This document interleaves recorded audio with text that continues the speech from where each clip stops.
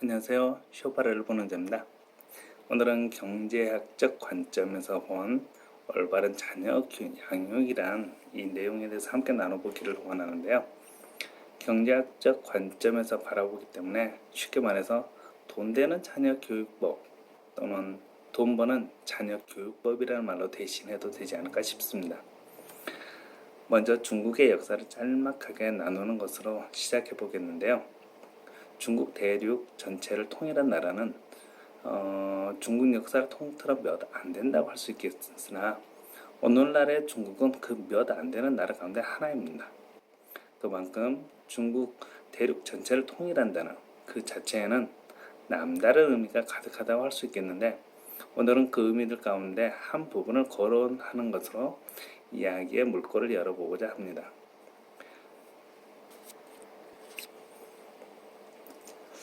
중국 대륙을 통일한 모택동은 10년 안에 영국을 따라잡고 15년 안에 미국을 이기자는 슬로건을 내걸었는데요.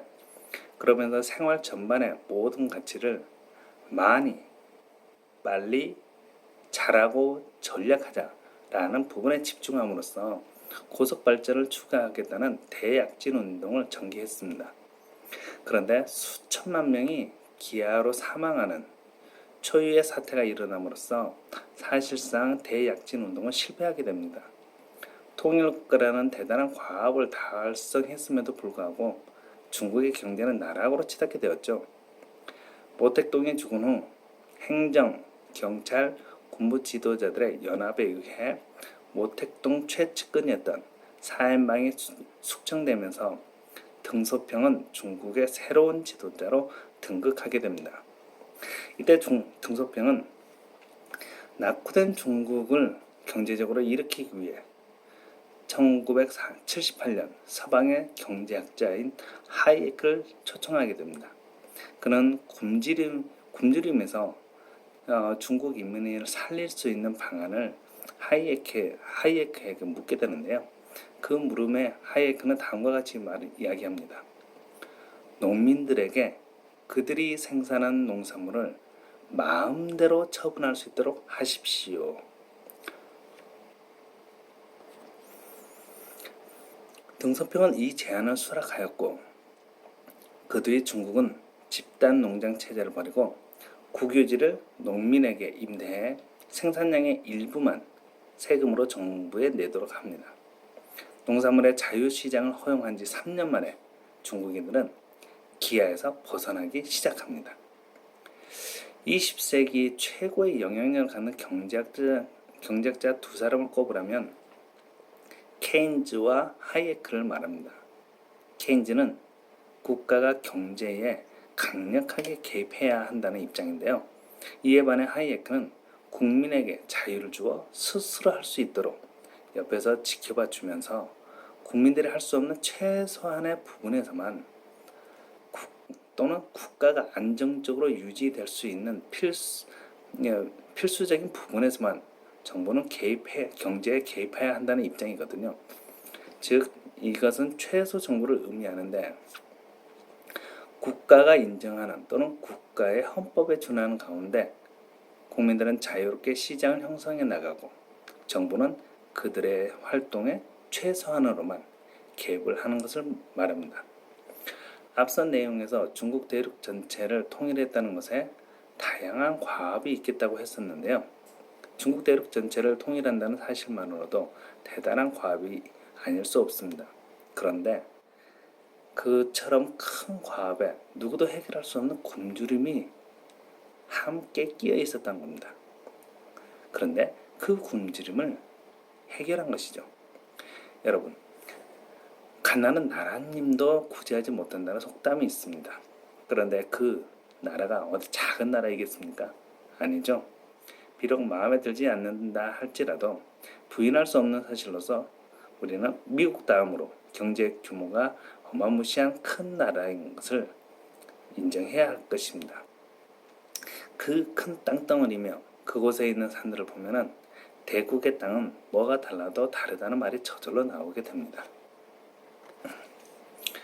그런데 그토록 큰 나라를 뒤덮고 있던 가난을 구제해버렸다고 합니다. 하이에크는 단지 실마리만을 던졌을 뿐인데요. 그가 던진 실마리는 무엇입니까? 자유입니다. 경제 의미로는 자유시장을 인정하는 것입니다. 국가가 정해놓은 최소한의 법 안에서 국민들 스스로가 자유롭게 경제활동을 펼칠 수 있도록 국가는 모든 권력을 동원하여 국민들을 배려합니다. 그랬더니 권력으로부터 배려를 받은 국민은 다시금 풍성한 자금으로 국가를 배려합니다.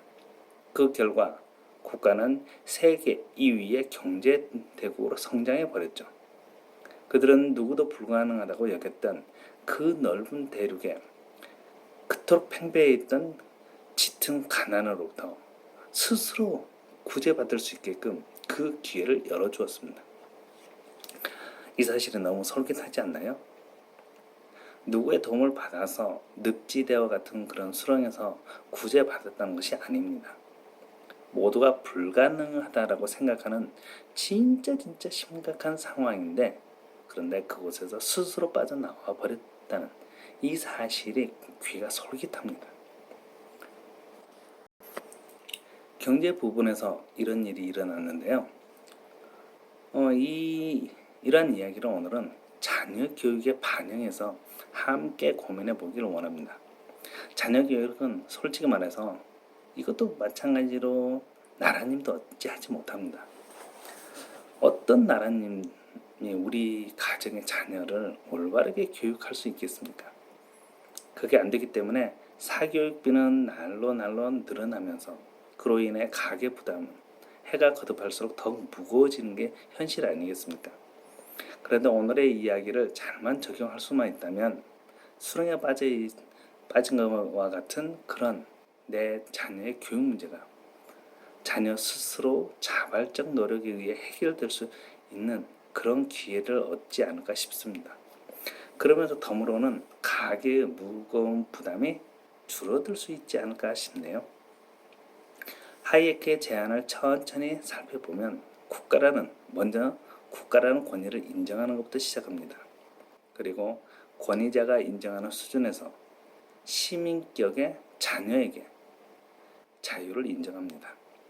자유를 허용하여 스스로 자신의 청춘을 설계하며 그것을 위해 노력할 수 있는 기회를 주는 것을 의미하겠죠. 이때 권위 있는 최소한의 부분에서만 부모는 개입을 해야 할 것입니다. 그것은 국가를 안정적으로 유지할 수 있는 수준에서 국가가 개입했던 것처럼 부모가 판단하는 수준에서 아름다운 그리고 화목한 가정을 만들어 가는데 꼭 필요한 이것만큼은 진짜 꼭 지켜주길 바란다 하는 최소한의 부분에서만 자녀에게 의무를 지어주는 것으로 그 외에는 자녀 본인의 개인적 의사 또는 개인적인 판단을 부모가 존중해주는 것이라 할 수 있겠습니다. 이건 가령 예를 하나 들겠는데요. 이건 허구입니다. 허구. 그러니까 현실성을 조금만 반영된 허구를 제가 예를 들어서 한번 이야기해 보겠습니다.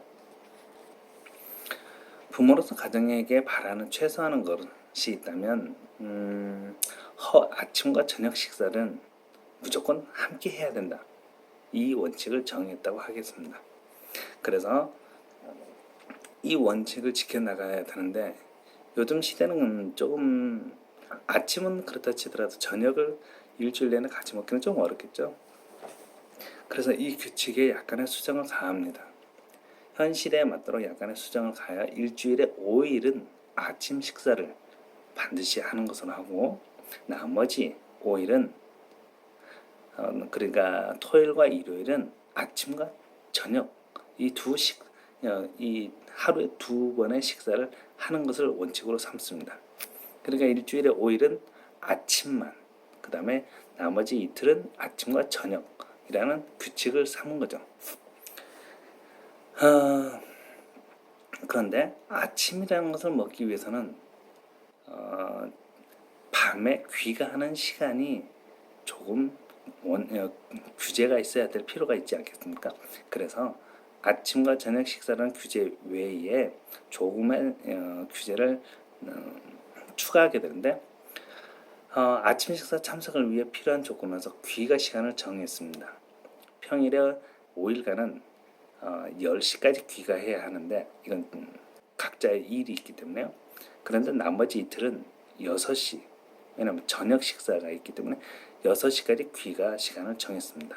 물론 특별한 일이 있어서 출장이나 혹은 다른 단체 행사 등에 참석해야 될 때는 예외가 되어야겠죠. 이렇게 아침과 저녁 식사에 참석, 그리고 이를 위해 정해진 귀가 시간, 이렇게 세 가지 최소한의 규칙에서만 부모는 자녀에게 개입하기로 하고, 그리고 나머지는 곧 자신의 진학 문제라든가 어떠한 적성을 찾아서 자기가 취미 활동을 한다든가 하는 이러한 인생에 설계하는 부분들에 대해서는 자녀의 의견을 존중하는 것으로 부모가 입장을 지켜나가도록 한다라고 해보겠습니다. 이럴 경우 어떤 예상이 어떤 결과가 예상될 수 있을까요? 이 결과 또한 제가 추상적으로 상상하는 결과일 수 있겠지만 그래도 한번 들어봐 주시면 감사하겠습니다.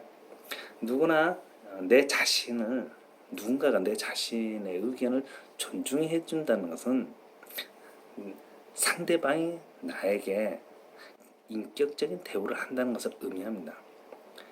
고로 부모로부터 자신의 의견을 존중받는 그 자녀는 자신의 그 모든 삶을 통틀어서 그 삶을 살아오는 동안 자녀는 부모로부터 인격적인 대우를 받았다는 것을 생각과 마음과 몸으로서 느끼게 됩니다.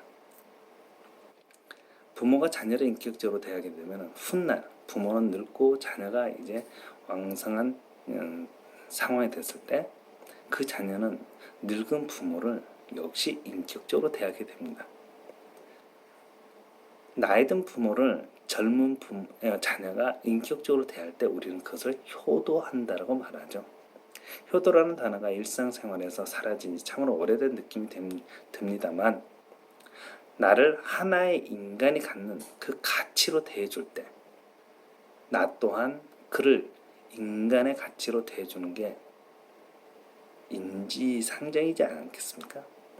내가 상대로부터 인격적인 대우를, 그러니까 인간의 가치를 가지고 있는 존재로서 대우를 받은 겁니다. 그러면 나 또한 상대에게 그와 같은 대우를 하는 게 인지상정이죠. 가는 말이 고와야 오는 말이 곱다라는 속담이 예나 지금이나 유효하는 것도 그와 같은 마찬가지라고 생각합니다. 사실 하이에크가 등소평에게 제안했던 내용은 성공적인 사업 모델을 제시한 것과 같습니다. 중국의 인민을 먼저 배려하고 그리고 나면은 어떤 수익이죠. 그 결과 중국 인민이 중국 국가를 배려함으로써 중국 국가가 부강한 경제적인 대국이 되는 거죠. 국가가 수입을 얻은 겁니다. 이것이 바로 선보급 후수익이라는 사업 모델과 같습니다. 선보급 후수익의 대표적인 사업은 좀 안 좋은 사례이지만 마약이라 할 수 있습니다. 대가를 바르지 않고 이 판매자는 소비자에게 공짜로 나눠줍니다. 공짜로 나눠준다는 부분에서 보면은 판매자가 소비자를 배려하는 거죠. 하지만 중독이 되면요, 소비자가 스스로 돈을 들고 와서 판매자에게 물건을 사갑니다. 물론 악용된 사례지만 대표적인 선보급 후수익 모델이 적용된 경우라 할 수 있겠습니다. 선보급 후수익 모델은 너무나 강력해서 그런지 글로벌 대기업 같은 경우도 자신들의 새로운 사업을 확장해 나가는데 이러한 모델을 사용합니다. 아마존의 경우도 주변에 우려가 있었지만 그러한 우려들을 감수하면서까지 선보급 후수익 모델을 채택해서 사업을 확장을 했는데요. 제가 다음 카페 대동포럼 거기에 게재한 다가올 경제위기 선보급 후수익 구조에 주의하라 라는 글의 내용은 그런 측면에서 작성된 글이라 하겠습니다. 기업들은 이미 선보급 후수익 사업 모델이 얼마나 강력한지를 너무나 잘 알고 있습니다. 그런데 우리는 가는 말이 고와야 오는 말이 곱다라는 속담으로만 그 가치를 낮게 평가해버리고는 실제 삶에 적용하려고 하는 그 생각을 너무나 진부하게 여겨버리고 만다는 것입니다. 하지만 우리가 알고 있는 그 이면은 절대 그렇지 않습니다. 소위 기업이 어떤 곳인지 우리는 잘 알지 않습니까? 원숭이가 사람보다 일을 잘한다는 사실이 알려지기만 하면은 회사에서 사람들을 다 몰아내버리고 그 자리에 원숭이를 앉히는 곳이 기업이거든요. 그런 기업이 자청해서 채택하는 사업 모델이 선보고 후수익이라면 그 사실에 우리는 관심을 가져야 되지 않을까 싶습니다. 선보고 후수익 모델에 입각해서 자녀 교육을 평가해 보자면 기존의 부모된 우리는 어찌 보면 잘못된 것에 보급 또는 투자를 했다라고 할 수 있겠습니다. 우리가 부모로서 투자해야 될 부분은 자녀를 학원에 보내고 또는 자녀를 그 좋은 학교로 보내는 것이 아니라 우리가 투자해야 될 부분은 자녀 그 자체인 것입니다. 자녀에게 부모가 자신의 수준에서 줄 수 있는 자유를 허용해 줄 때 자녀는 충분한 투자를 유치했다라고 할 수 있겠습니다. 충분한 투자를 받은 자녀는 그 투자를 바탕으로 자신이 가장 잘할 수 있는 일을 설계하게 되겠죠. 그리고 스스로 혹은 인격적인 대화가 가능한 부모에게 조언을 부탁함으로써 그 목표를 이루는데 필요한 학문이 무엇인지, 그래서 그 학문을 좀 더 잘하려면 어떻게 해야 되는지 이런 것들을 알아가면서 스스로 열심을 내어 매진하게 될 것입니다. 그러니까 우리 부모들이 소위 하는 말이 자녀를 보고 공부해라 이렇게 말을 하죠. 그런데 그런 말 대신에 이제는 제발 잠 좀 자라. 공부 너무 하지 말고 잠 좀 자면서 공부하면 안 되겠니? 라는 말을 하게 되겠죠. 어찌 보면 너무나 바라는 그런 이상적인 상황이 될 수도 있겠지만 실제 이런 것들은 우리 실제 삶 속에서 흔하지는 않지만 간혹 나타나곤 합니다. 기타리스트를 목표로 삼는 아이가 있다고 하겠습니다. 그 아이에게 수학 문제를 푸는 것이 얼마나 중요할까요?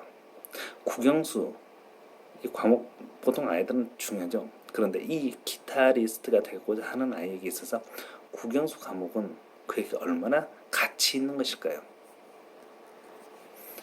그 아이가 더 넓은 세상에서 기타를 배워보겠다라고 생각하지 않는 한 국영수 자체는 그에게 어떤 의미도 있다라고 하기 어려울 것입니다. 그럼 그가 갑자기 저 유학 가서 더 넓은 세상에서 기타를 배우고 더 다양한 사람들과 기타를 한번 연주해 보고 싶습니다 라는 꿈을 품게 된다면 그때는 그가 스스로 밤잠을 설쳐가면서 영어를 열심히 할 것입니다.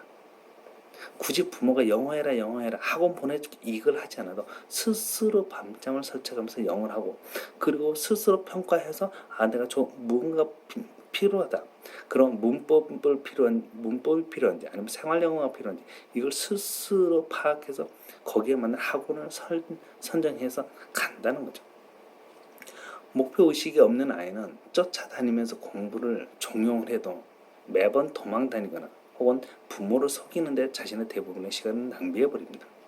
하지만 자신이 세운 목표가 뚜렷한 아이는 그 목표를 이루는데 필요한 아이템이라고 생각되는 것이 있다면 그 아이는 그 아이템을 얻기 위해 자신의 모든 열정을 가차없이 쏟아부을 것입니다. 부모는 그의 뒷모습을 보면서 어찌 보면 이렇게 팔짱을 끼면서요 건강에 무리가 가지는 않을까 하는 그런 그 걱정을 하게 되겠죠. 국회의원이나 대학 교수 이런 것이 되지 않는다 할지라도 자녀가 스스로 기뻐할 수 있는 그런 직업을 갖게 된다면 그게 더 행복하지 않을까요?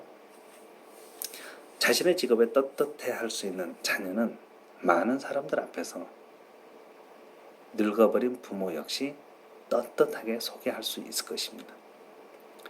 자녀를 향해 선보급 후수익 모델을 채택할 수만 있다면 그렇게 선보급 후수익 모델을 채택할 수만 있다면 좋겠는데, 다만 한 가지, 그 결과를 경험하기까지는 다소 오랜 시간이 소요될 것입니다. 인간의 성장 속도가 빠르진 않기 때문이죠.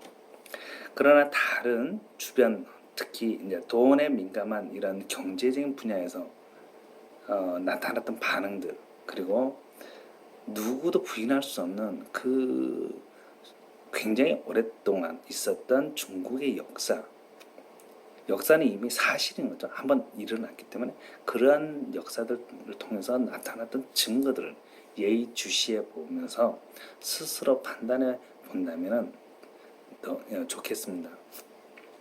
거대한 중국이 굶주리면서 스스로 벗어날 수 있었던 그 원동력이 무엇이었을까를 다시 한번 생각해 보십시오.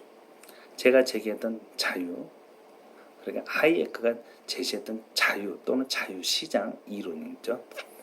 부모가 인정할 수 있는 수준 또는 부모가 정한 최소한의 규칙 안에서 무한의 자유를 느낄 수 있는 자녀가 과연 어떤 미래를 설계하며 만들어 나가게 될 것인지 한번 상상해 보시면 어떨까요?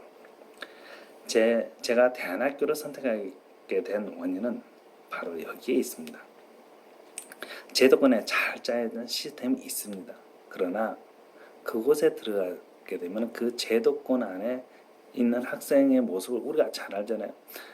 초등학생들조차도 그 무한 경쟁 속에서 아침에 새벽같이 학원에 가서 학원 끝나면 학교로 갑니다. 그리고 거기서 수업이 오후에 끝나면 다시 또 학원으로 가서 밤 늦게 되돌아옵니다. 이 아이에게 자신의 자유는 과연 얼마나 있을까요? 저는 이제 그런 부분에서 다시 한번 생각해 봤습니다. 그래서 제도권에 잘 짜여진 시스템을 떠나 비록 엉성하지만 최소한의 규칙만을 가지고 있는 대안학교가 그냥 엉성하기 때문에 최소한의 규칙을 가지고 있기 때문에 엉성해 보입니다. 짜임새가 없으니까. 그렇지만 그러함 속에서 그 엉성함이 오히려 제 자녀에게는 자유를 느낄 수 있는 기회의 장이 됩니다. 그러다 보니까 치열한 경쟁을 벗어나 마음껏 자유를 누릴 수 있는 그런 삶을 제 자녀가 얻을 수 있는 기회가 된 거죠. 그래서 저는 그러한 기회를 제 자녀에게 베풀어 주기 원했습니다. 물론 시행착오는 있을 것입니다. 하지만 시행착오는 무서운 게 아닙니다. 왜냐하면 우리가 걸어갔던 길이 아니기 때문에 당연히 처음 행하는 거에는 실수가 있습니다. 다만 실수를 반복하는 그런 우둔한 행위보다는 실수를 잘 분석해서 그 안에서 교훈을 찾아야 됩니다. 그렇게 하면 실수는요, 성공을 찾아가는 열쇠를 주는 귀한 동역자가 됩니다. 그렇기 때문에 실패는 성공의 어머니가 된 겁니다. 기업가도 흔쾌히 실행하는 선보급 후수익의 모델이 갖는 가치를 우리가 함께 되새겨 깊이 있게 생각해 볼 수 있기를 바랍니다. 그리고 제가 올린 법치와 자유가 밸런스를 이룰 때라는 영상이 있는데요. 그 영상을 참고해 보시면은 가정에서 최소한의 규칙을 정하려면 어떤 수준으로 정하는 게 좋을까라고 하는데 약간 도움이 될 줄로 생각합니다. 밤이 늦었습니다. 그러나 모두 평안한 밤 되시고요. 오늘은 여기서 마치도록 하겠습니다. 그럼 안녕히 계세요.